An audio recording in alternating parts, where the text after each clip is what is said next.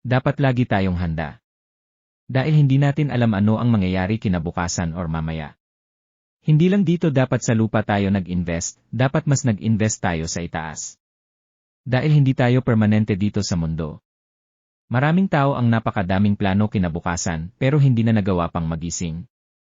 Maraming tao ang may magandang plano mamaya pero hindi na nagawa dahil binawian na ng buhay.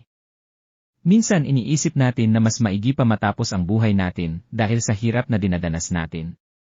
Isipin natin ang mga taong may sakit na pinipilit lumaban mabuhay lang sila.